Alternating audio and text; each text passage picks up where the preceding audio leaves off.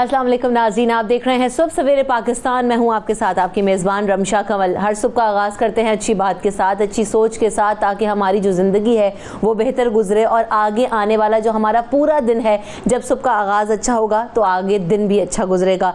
तो हमें करना क्या है कि हम दूसरों के लिए आसानियाँ पैदा करें, दूसरों के लिए गड्ढा ना खोदें, उनके लिए मुश्किल का बाइस ना बने। अल्लाह ताला ने जब हमें इतनी अच्छी ज़िंदगी दी है, अल्लाह ताला ने हमें इतनी बेशबहा नेमतों से नवाजा है, तो उसका शुक्र अदा करते हुए जब वो हमारी जिंदगियों में आसानियां पैदा करने की कोशिश करता है, तो हमें भी चाहिए कि हम दूसरों के लिए, खल्के खुदा के लिए आसानियां पैदा करने की कोशिश करें। और जब हम ये करना शुरू कर देंगे तो हमारी खुद की जिंदगी बहुत आसान और सहल होना शुरू हो जाएगी। क्यों?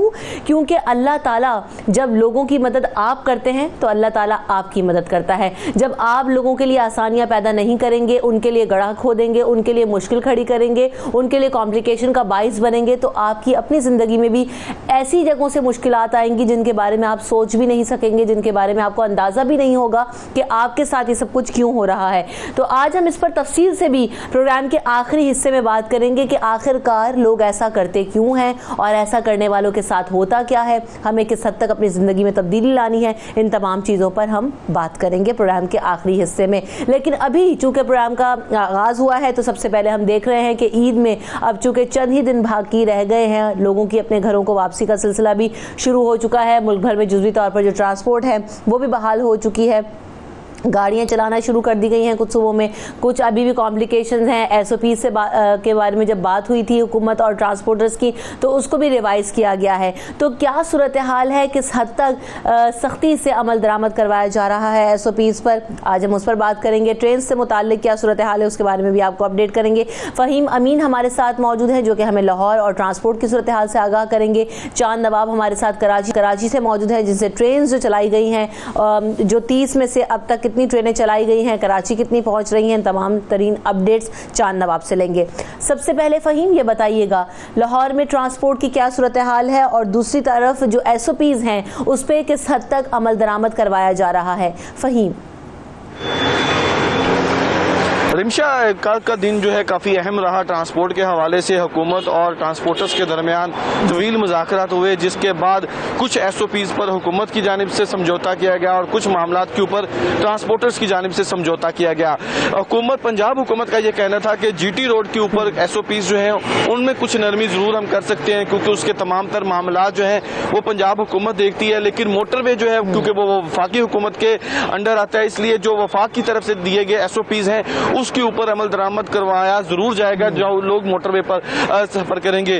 किरायों में कमी का मामला जो था वो पंजाब हुकूमत की जानिब से एसी बसों के किरायों में 20% और नॉन एसी बसों के किरायों में 15% कमी की गई थी, जिसका इतलाक जो है वो जीटी रोड पर सफर करने वालों पर तो जरूर होगा।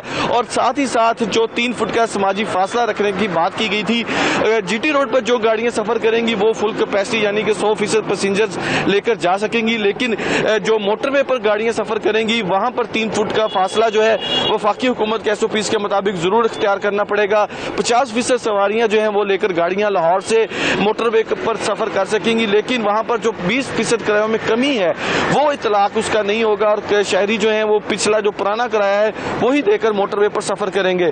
किरायों में कमी के बाद जो है अगर हम बात करें तो फैसलाबाद का किराया जो है वो 400 रुपए से कम होकर 340 रुपए रह गया है, जबकि मुल्तान का किराया जो है उसकी कीमत में भी तकरीबन 100 से 150 रुपए की फर्क आया है। जबकि इसके साथ ही साथ जो अहम बात है वो ये है कि पंजाब से जो दूसरे सूबों को ट्रांसपोर्ट जाती है वहां पर कुछ तहफुजात जरूर हैं यहाँ पर ट्रांसपोर्टर्स की जानिब से, क्योंकि मिसाल के तौर पर मानसेरा जाने के लिए किराया जो है वो 1300 रुपये लिया जाता है, लेकिन जब केपीके में बस एंटर होती है तो वहां पर जो एसओपीज के मुताबिक 3 फीट का फासला रखना जरूरी है।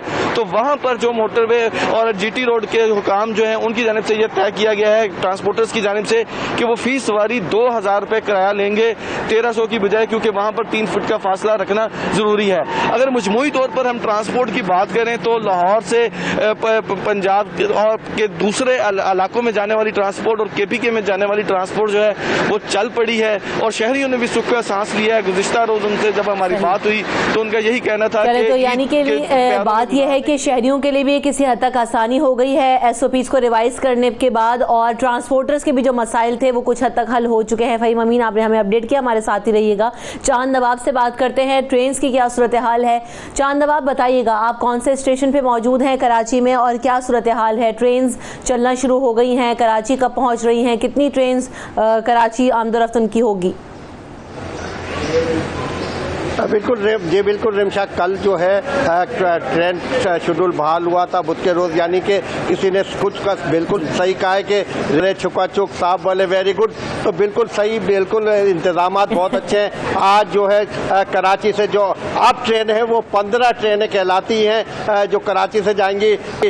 डॉन ट्रेनें जो अंदर मुल्क से 15 ट्रेनें, यानी 30 ट्रेनों का शेड्यूल है जो हुआ है। कराची से जो अंदर मुल्क जाने वाली ट्रेनें अपने मुकर्ररा वक्त पर रवाना हो रही हैं और अंदर मुल्क से कराची आने वाली ट्रेनें भी जो हैं वो मुकर्रर वक्त पर आ रही हैं। कराची के कैंट स्टेशन पर मैं मौजूद हूँ जहाँ SOP पर अमल दरामद कराया जा रहा है। पाकिस्तान रेलवे की जानिब से सैनिटाइजर गेट लगाए गए हैं। रेलवे की जो हदूद है कैंट स्टेशन की, वहाँ से रेलवे पुलिस और इंतजामिया पहले टिकट चेक करती है, उसके बाद जो है प्लेटफॉर्म पे आता है, सैनिटाइजर चेक किया जाता है, उसका टेम्परेचर चेक किया जाता है, फिर उसको डब्बे में दिया जाता है। तमाम डब्बों को जो है सैनिटाइज किया जा रहा है, बोगियों को जो बोगियाँ हैं, और पहले कैंट स्टेशन इतना साफ सुथरा नज़र आ रहा है कि वाकई लग रहा है कि ये पाकिस्तानी अगर इसी तरह आम दिनों में इसी तरह हम अपना एक अच्छे शहरी बनकर काम करें तो कोई वजह नहीं कि हमारी चीज़ें इतनी खूबसूरत नजर आए, दुनिया बताइएगा। और इसी तरह आपने कल एक मसले की तरफ निशानदही भी की थी और वो मसला ये था कि ऑनलाइन बुकिंग हर किसी की एक्सेस नहीं है और ट्रेन में जो ज़्यादातर लोग सफ़र कर रहे होते हैं वो इतने जो है ना वो साउंड नहीं होते टेक्नोलॉजिकली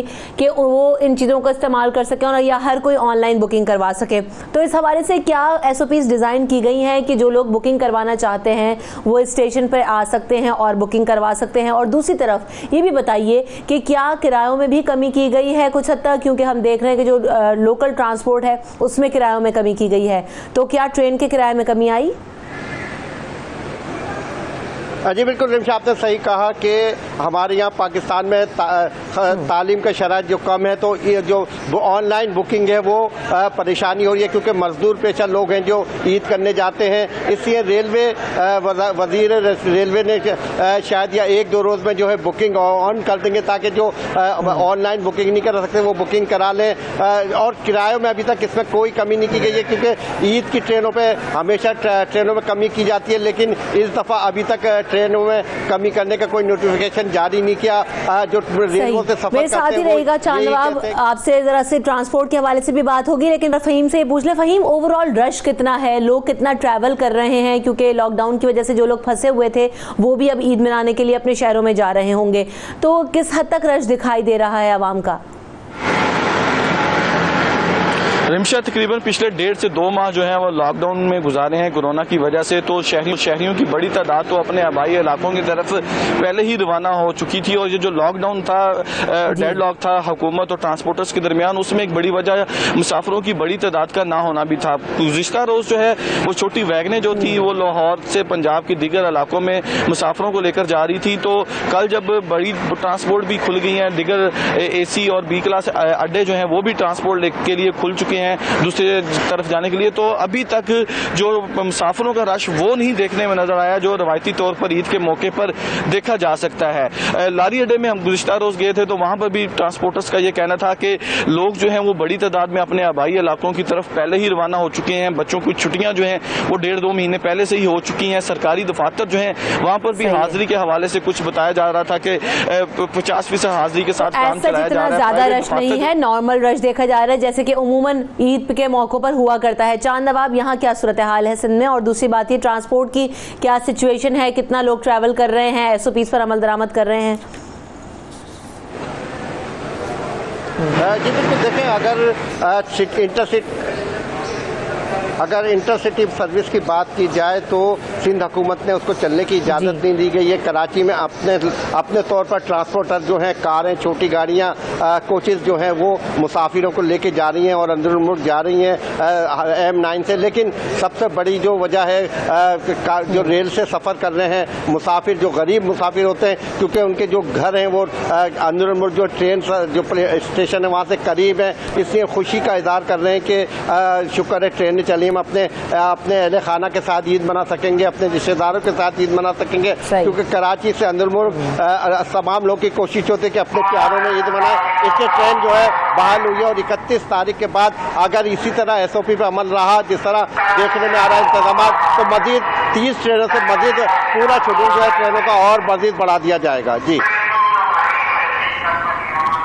सही, बिल्कुल, थैंक यू सो मच चांद नवाब, आपने हमें अपडेट किया। फ़हीम अमीन, आपने हमें सूरत हाल से आगाह। आप लोग फील्ड में मौजूद हैं, अपना बहुत ज़्यादा ख्याल रखिएगा। SOPs पर तमाम तरह अमल दरामद आप लोग खुद भी कीजिए, ताकि एहतियात ही जो है ना वो कोरोना से बचने का वाहिद ज़रिया है। नुमाइंदा फैसलाबाद हमारे साथ शहनाज महमूद भी मौजूद हैं, उनको भी वेलकम करते हैं शो में। शहनाज, सबसे पहले तो ये बताइए, आपने खुद तो बड़ी अच्छी तैयारी कर ली है। लास्ट टाइम जब आप शो में थी तो आपने अपनी बेटी के लिए भी अच्छा सा ड्रेस पसंद किया। अब तैयारी कैसी है ओवरऑल? फैसलाबाद में मार्केट्स की क्या सूरत हाल है? आपकी अपनी तैयारी कहाँ पहुंची और रश कितना है फैसलाबाद की मार्केटों में? शहनाज। जी बिल्कुल रमशा, आप बताइएगा कि आप कैसी, और आप भी अपनी की तैयारी का जरूर बताइएगा। लगे हो तो हम भी जैसे बाजारों में कवरेज कर रहे हैं, एक से दूसरे बाजार में सुबह से लेकर शाम तक, तो अपनी तैयारी और अपने बच्चों की तैयारी भी साथ साथ चल रही है। फैसलाबाद के बाजारों की सूरत हाल का बताओ कि यहाँ की रौनकों को 4 चांद लग चुके हैं, हाउस फुल हो चुके हैं। कपड़े जूते जो है हॉट केक की तरह सेल हो रहे हैं, यानी टिकटों की तरह बिक रहे हैं। खिड़की तोड़ रश लगा हुआ है, फिर धरने को यहाँ पे जगह नहीं है, दुकानदारों को सर खुजाने का फुर्सत नहीं है। यानी जितने मुहावरे हैं फैसलाबाद के बाजारों में, जिस कदर रश है वो छोटे पड़ गए हैं, कम लगने लगे हैं। बाजारों की सूरत हाल ये है कि इस वक्त जैसा कि हम अनारकली बाजार में मौजूद है, आप देख सकते हैं कि सुबह अनारकली बाजार की रौनकें जो है पूरे अरूज पर पहुंची होती है। लेकिन जैसे जैसे सिलसिला दिन आगे बढ़ता जाता है तो यहाँ पे रश का ये आलम होता है कि गुजरना महाल होता है। यही सूरत हाल फैसलाबाद के दूसरा जो मशहूर बाजार है झाल का बाजार, वहाँ की भी यही सूरत हाल है कि वहाँ पे भी एक जो गली है मशहूर, वहाँ पे भी बहुत ज्यादा रश होता है। किनार रोड के शॉपिंग मॉल्स को ले ले या डी ग्राउंड के शॉपिंग मॉल बड़े बड़े जो कि अब खुल चुके हैं, वहाँ पे भी ऐसा ही रश है कि खवातीन जो है सुबह से आती है, शाम गए तक अपनी जो है तैयारी करने में लगी हुई है। बच्चे हैं वो भी साथ आ रहे हैं। ये बताएं, रौनकें तो बहाल हो गई हैं शहनाज, लेकिन क्या इन रौनकों में, इस शॉपिंग के जो क्रेज में SOPs का ख्याल रखा जा रहा है? लोग मास्क पहन रहे हैं, सोशल डिस्टेंस को फॉलो कर रहे हैं, जैसे कि आपने बताया कि बहुत रश लगा हुआ है, तो क्या सिचुएशन है, जल्दी से बता दीजिएगा। जी बिल्कुल रमशा, ऐसा है कि फैसलाबाद के अगर बाजारों को देखें तो यहाँ पे SOPs का लेवल बिल्कुल जीरो है। यानी किसी भी किस्म की कोई भी एहतियाती तदाबीर बिल्कुल भी इख्तियार नहीं की जा रही।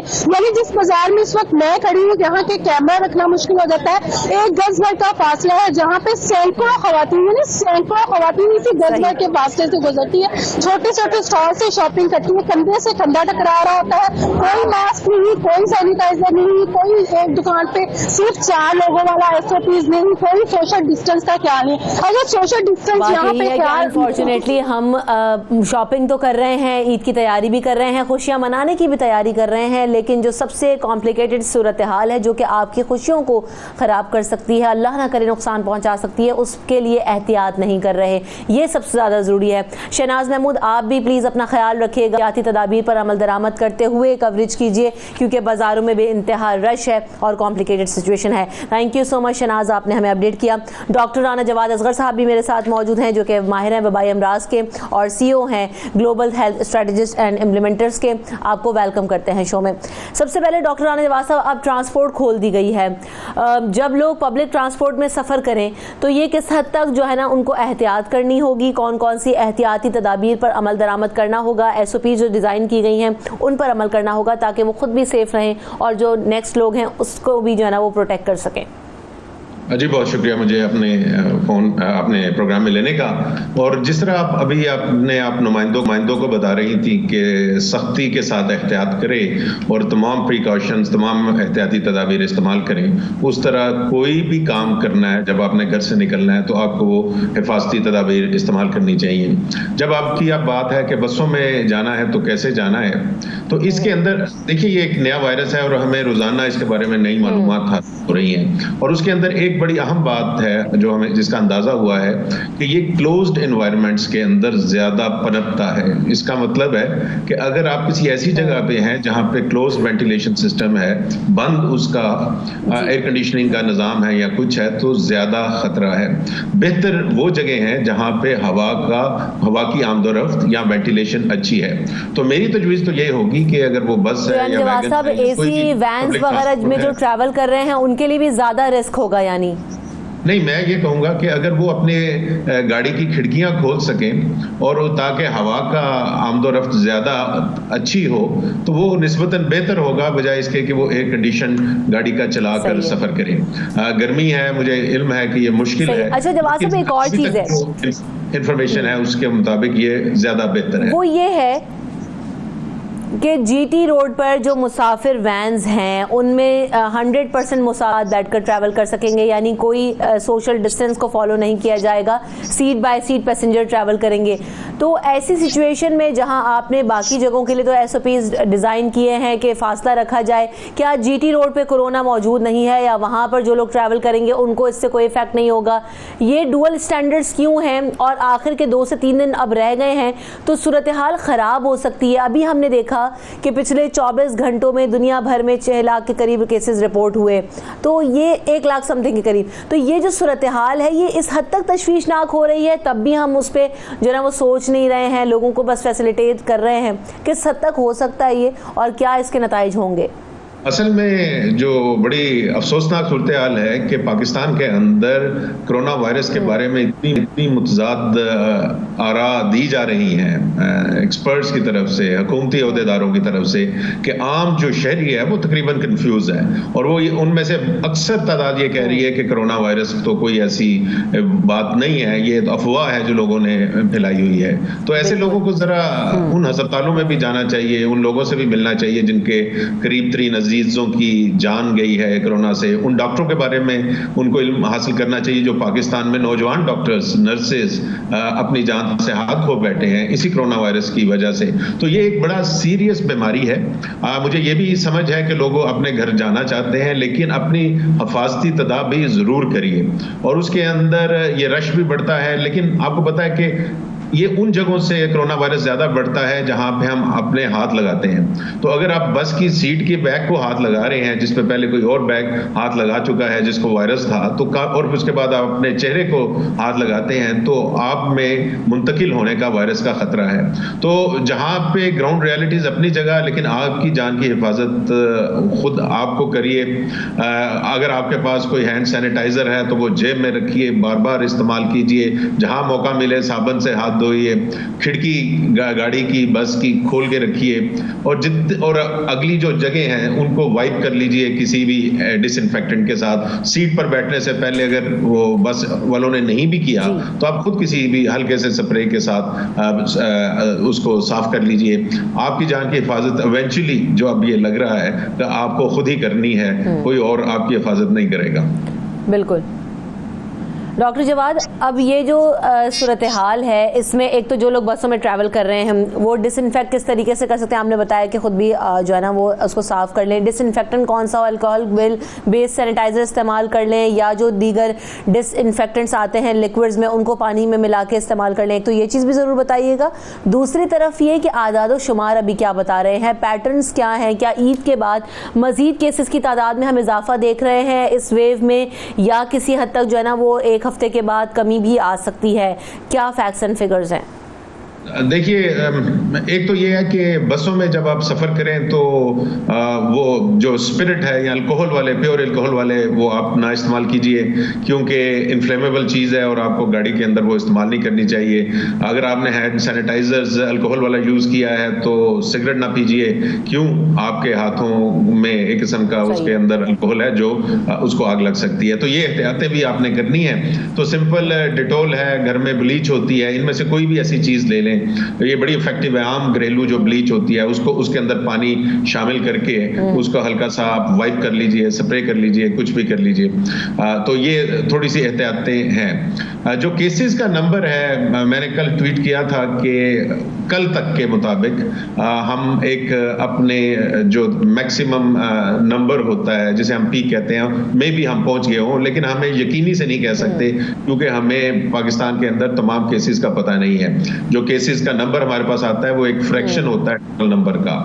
अब ईद के ऊपर प्रॉब्लम ये आ रहा है कि इतना बड़ा लोगों की मुंतकिली हो रही है, बाजारों में जा रहे हैं कि दोबारा खतरा है कि ये बीमारी फिर ज्यादा तेजी के साथ ना फैले, और कोई पाबंदी नहीं कर रहा, कोई हिफाजती अपने इक़दाम नहीं कर रहा। तो जब आप नहीं करेंगे, अपनी जान के बचाव के लिए आप कुछ नहीं करेंगे, तो फिर बड़ा मुश्किल है इस बीमारी को कंट्रोल करना। अभी तक हमारा ट्रेजेक्टरी अच्छा जा रहा था, मैं ये फिर कह रहा हूँ अभी तक, लेकिन अब कुछ दिनों के बाद क्या होता है ये लोगों पे डिपेंड करता है। लेकिन डॉक्टर जवाद साहब, एक और मसला तो ये भी है ना कि हमारे यहाँ क्योंकि टेस्टिंग कैपेसिटी जो है उसको बीच में इंक्रीज़ किया गया, कुछ सूबों ने अभी भी उसको इंक्रीज़ किया हुआ है, कुछ ने कम कर दिया है, अभी एक्चुअल नंबर्स नहीं आ रहे। बहुत सारे अनरिपोर्टेड केसेस भी हो सकते हैं, बहुत सारे एसिम्प्टोमेटिक भी हो सकते हैं। तो ऐसी सिचुएशन में डाटा को एनालाइज करना, और जैसे आपने भी कहा कि बीच में हमने देखा था कि काफ़ी अच्छी प्रैक्टिस की गई थी कि उन पॉकेट्स को सील कर दिया गया था, उन एरियाज़ को सील कर दिया गया था। अब तो वो सिचुएशन ही नहीं है, केसेस बढ़ते जा रहे हैं, हमें पता ही नहीं है कि कहाँ पे कौन से केसेस ज्यादा हैं।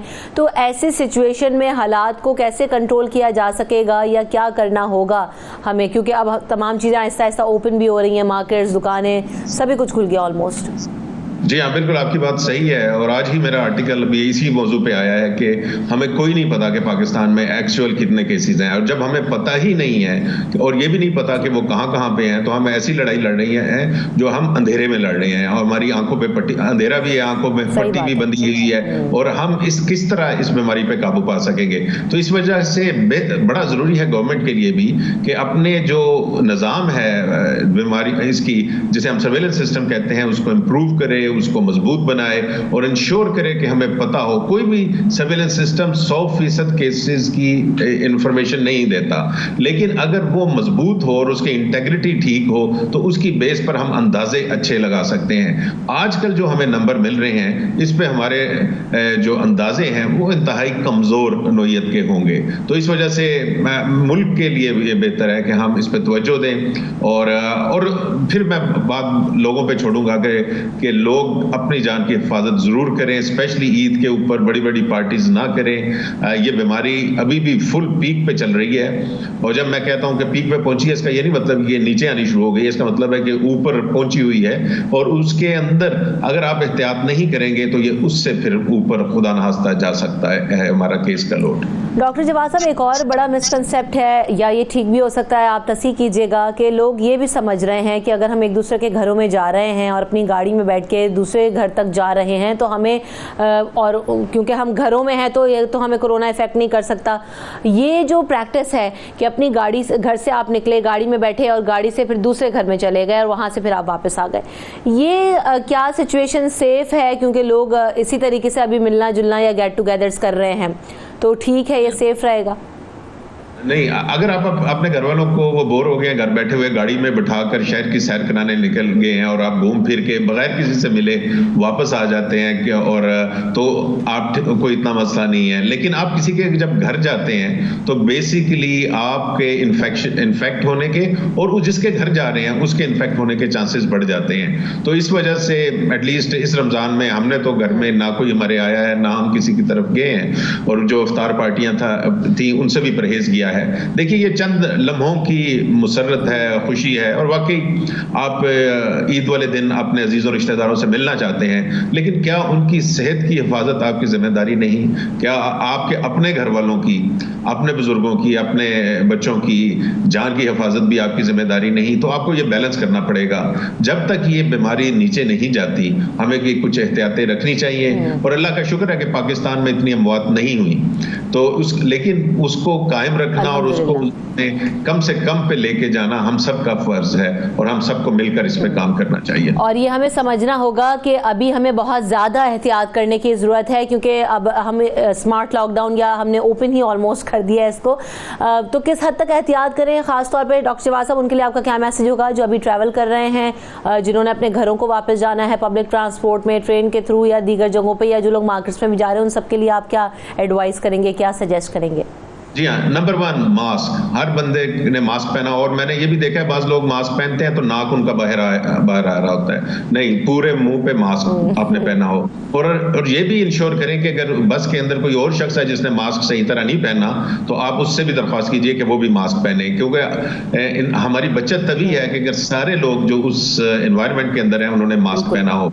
और उसके बाद आप वो, जिस तरह मैंने पहले कहा कि अपने हाथ को हैंड सैनिटाइजर्स के साथ साफ करते हैं, जो आपके आगे पुश्त होती है सीट की, अगले की पुश्त की, जहां पे हम अक्सर हाथ रखते हैं, तो आपने उसको भी किसी भी, जिस तरह मैंने कहा, ब्लीच से या किसी भी इस तरह के डिसइंफेक्टेंट से, और उसमें अल्कोहल वाला ना हो, ये थोड़ा सा कर लीजिएगा। ब्लीच वाला हो तो बेहतर है, डिटोल का हो तो वो बेहतर है, उसके साथ उसको साफ कर लीजिए ताकि आपका हाथ लगे तो आपको इन्फेक्शन किसी पिछले मरीज की मुंतकिल ना हो। सीट के नीचे वाले हिस्से के ऊपर भी आपको इन्फेक्ट करना चाहिए, तो बेसिकली पूरी सीट को डिसइंफेक्टेंट अगर आप कर लें और तो ये बेहतर है। क्लोरीन के पानी के साथ भी लोग डिसइंफेक्ट करते हैं, तो देख लीजिए क्या बस वाले वो पूरी बस को डिसइंफेक्ट कर रहे हैं इससे पहले कि नहीं, तो ये है। उसके बाद जहां भी आपको मौका मिले साबुन से हाथ धोइए, चेहरे पे हाथ ना लगाइए, और अगर खिड़कियां, मैं फिर कह सकता हूं, अगर खिड़कियां खोल के रख सकते हैं आप बस की या गाड़ी की, तो उनको खुला रखिए और फ्रेश हवा के वेंटिलेशन को यकीनी बनाइए, ताकि अगर खुदा न खास्ता उस बस के अंदर कोई ऐसा मरीज भी है जिसके अंदर कोई सिम्टम्स नहीं है और उसकी कोई अलामत नहीं है और उसको खुद भी नहीं पता, तो उसकी भी बीमारी आप तक पहुंचने का कम चांस हो। तो अगर आप किसी की दुकान पे भी जाएं तो कोशिश कीजिए कि खुले दरवाजे वाली दुकान हो, छोटी दुकान हो, और आउटडोर वाली दुकान हो जहां पे आप बाहर खड़े होकर मैक्सिमम चीजें ले सकते हैं। तो ये अगर आप छोटी छोटी एहतियाती तदाबीर इस्तेमाल करेंगे तो, और दस्ताने अगर आप पहन सकते हैं, डिस्पोजेबल दस्ताने, तो वो भी पहनिए। लेकिन दस्ताने पहनकर मैंने लोगों को देखा है कि वो दस्ताने तो उन्होंने पहने होते हैं, और ये मैं टीवी प्रोग्राम पे अक्सर देखता हूँ एंकर्स को और दूसरे उनके मेहमानों को, लेकिन वो अपने चेहरे को खुजा रहे होते हैं। तो अगर दस्ताने का मकसद सिर्फ ये नहीं है कि आप उसे पहन ले, अगर उसको पहन के भी आप मुंह पे हाथ फेरते हैं तो इन्फेक्शन जो है वहां जाने का चांस होता है। तो सबसे बड़ी बात है आपने चेहरे को टच नहीं, तो जिस हद तक एहतियात हो सकती है की जाए। बहुत जबरदस्त आपने हमें टिप्स भी दे दी हैं जिन चीज़ों का खास तौर पर एहतियात करनी है ट्रैवल करते हुए, उन लोगों के लिए बहुत इफेक्टिव हैं। बहुत शुक्रिया डॉक्टर राना जवाद साहब, आपने वक्त दिया हमें, और अपने सूरत हाल से भी हमने आप लोगों को, हमें ब्रेक की तरफ बढ़ना है। जब ब्रेक के बाद अगले सेगमेंट में हाजिर होंगे तो आप हमारे साथ रहिएगा, और हम बात करेंगे जो PUBG को बैन होने की बात हो रही है, जिसके लिए दरखास्त दी गई है, और ये वीडियो गेम्स किस हद तक बच्चों के जहन पर असरअंदाज होते हैं, इस पर बात करेंगे after this break. Stay tuned. सुबह सवेरे पाकिस्तान।